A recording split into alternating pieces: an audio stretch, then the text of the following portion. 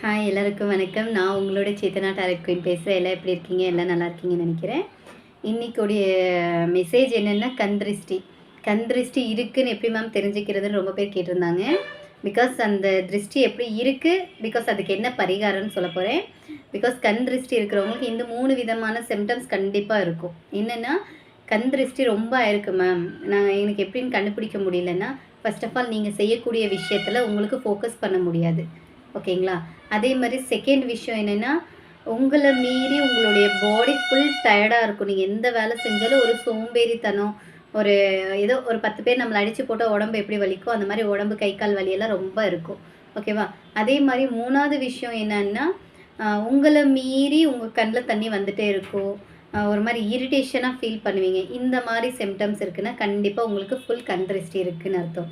இதுக்கு நாங்க என்ன பண்ணலான்னா, கண்டிப்பா சொல்றேன், ஒரு டிஷ்யூ பேப்பர் எடுத்துக்கோங்க. டிஷ்யூ பேப்பர் எடுத்துட்டு, இந்த கிராம்பு, பிகாஸ் கிராம்பு 7 கிராம்பு எடுத்துக்கோங்க. 7 கிராம்பு அந்த டிஷ்யூ பேப்பர்ல வச்சுட்டு, அதுக்கு மேல ஒரு கற்பூரம்.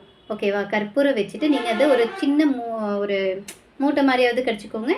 இல்லைன்னா ஃபோல்டர் பண்ணி மடிச்சேன்னு வச்சுக்கோங்க. மடிச்சு வச்சு, நீங்க நைட்டு தூங்கும்போது உங்க தலை கீழ, தலகணி கீழ வச்சு தூங்குங்க. அர்லி மார்னிங் நீங்கள் அந்த டிஷ்யூ பேப்பரோட சேர்த்து எடுத்து உங்களோட கையில் வச்சு லெஃப்ட் ஹேண்டில் வச்சு ரைட் சைடுக்கு ஒரு 3 டைம் சுற்றிக்கோங்க. லெஃப்ட் சைடுக்கு 3 டைம் சுற்றுங்க.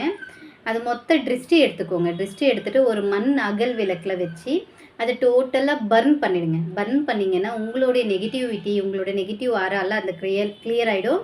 இதை ப்ராப்பராக வீக்லி ஒரு 9 டேஸ் பண்ணுங்கள். கண்டிப்பாக எப்படி சொல்கிறதுன்னா, கண்டினியூவாக 9 டேஸ் ஆனால் பண்ணுங்கள், இல்லை வீக்லி ஒன்ஸ் ஆனால் பண்ணுங்கள். ஒரு 9 வீக்காவது பண்ணுங்கள்.